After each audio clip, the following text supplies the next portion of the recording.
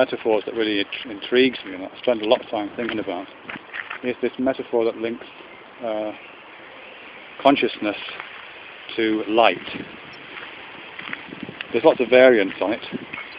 So in certain kind of scientific or rational discourse, it's scientific knowledge, rational knowledge that's considered to be a movement towards the light.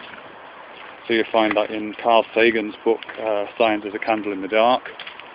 You find it in the idea of the Enlightenment, the development of rational thinking over the last 150 years, and a whole raft of other places.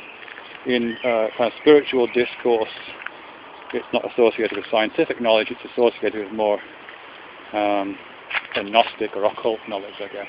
Superstitious knowledge. Superstitious cognitive processes, if you like. But they're again associated with this movement towards the light, and with consciousness itself being a kind of brightly lit space.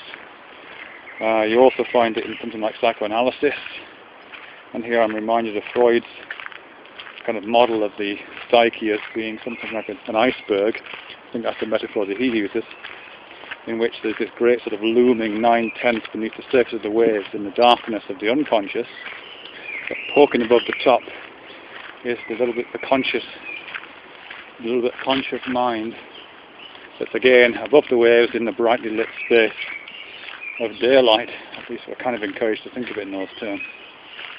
So in all these, and I think you even get it in a strange way in neuroscience. When we talk about, it's the way that fMRI scanners work, I know, but when we talk about different parts of the brain being activated, we talk about them lighting up, and they figure within fMRI scans as differently coloured illuminated patches, with the brighter illumination being assumed to correlate with greater activation, greater complexity, and greater quantity of some kind of cognitive process. And we particularly think of it in terms of consciousness in those terms. Again, we think about the light going on inside our minds, or being on inside our minds when we're conscious. And conversely, we feel that this moving towards unconsciousness, moving towards non-conscious processes, and including moving towards death, which is kind of the ultimate non-conscious process, we feel it as a movement towards the dark. So again, you get that, as I say, you get that in Freud, you get it in all kinds of depth psychology, more generally, where the depths are supposed to be the lower depths and where the light isn't. You also get it in, well, as I say, you get it in science. If science is a candle in the dark, the implication is that all of the forms of occult knowing are darkness. And I think I'm right in saying that the word occult itself means shadowed. So again, there's this sense of non-conscious knowing being kind of shadowed and dark, whereas unconsciousness being a light. So why am I starting talking about this? Yeah, I suppose I'm just interested in what the implications are, because there's no real necessity for light and consciousness to be correlated. It's just a metaphorical correlation, presumably correlated out of the act of seeing. So consciousness is assumed to be a kind of seeing, and because we need a light in order to be able to see things, that precondition kind of builds itself as an entailment into the metaphor. So we intuitively understand it as light. But other than that kind of metaphorical mapping, there's no real reason for that. And in fact, it could be the reverse. We could just as easily, with as much sense, say that non-conscious cognition, non-conscious phenomena in the world, if you like, can be conceived of as light, and conscious processes could be conceived of as darkness. There's no necessity for the mapping to go the other way. I think it changes enormously. I think the implications and the feel of that is very different.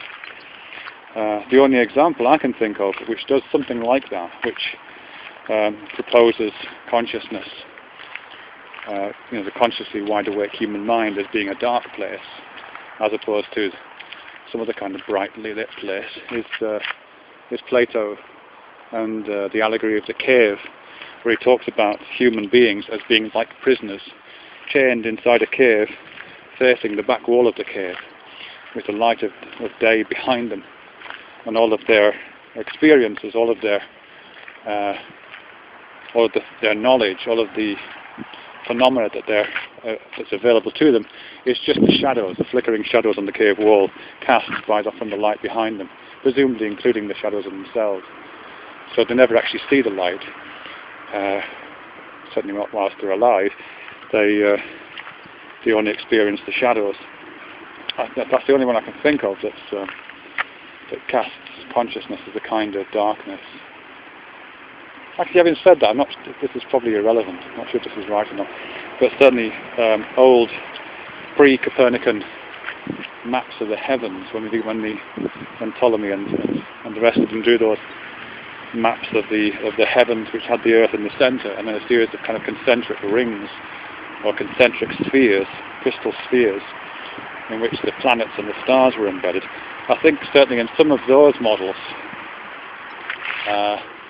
there's this sense that beyond the final sphere, the ninth sphere of the heavens, there is this kind of ultimate illumination, which is associated with the deity.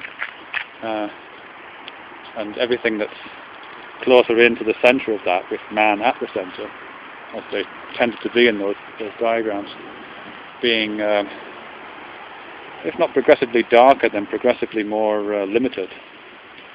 The sublunary realm, I think it was sometimes referred to as the inner circle underneath the orbit of the moon, was a kind of fallen dark place in those, kind of correlated in an almost alchemical sense with a fallen dark state of the human soul / mind, I think, something like that anyway.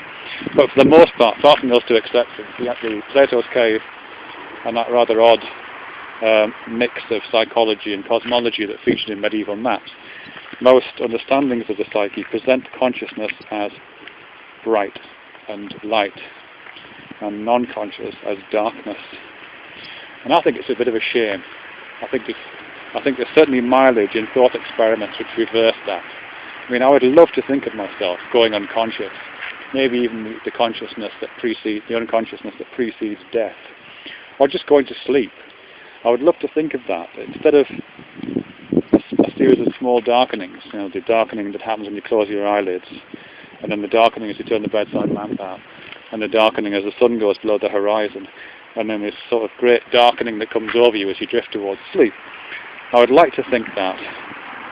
Wouldn't it be interesting if instead of doing that, I close my eyes and things get a little bit brighter, and as the sun goes below the horizon, things get brighter still, and things just keep getting brighter and brighter, and the more my consciousness dissipates as I head towards sleep, the brighter and more illuminated the space I occupy. I think if that was the experience of going to sleep, if that was the experience of losing consciousness, it would be very, very different. We would think about those things as being very different. Perhaps that's what it's like for nocturnal creatures. No, it couldn't be, because they close their eyes as well, don't they? Well, anyway, I just think it gives a different spin to what it is to be alive and awake when we don't go boldly into that good night, nor do we rage against the dying of the light, as John Thomas said. But the light kind of consumes us.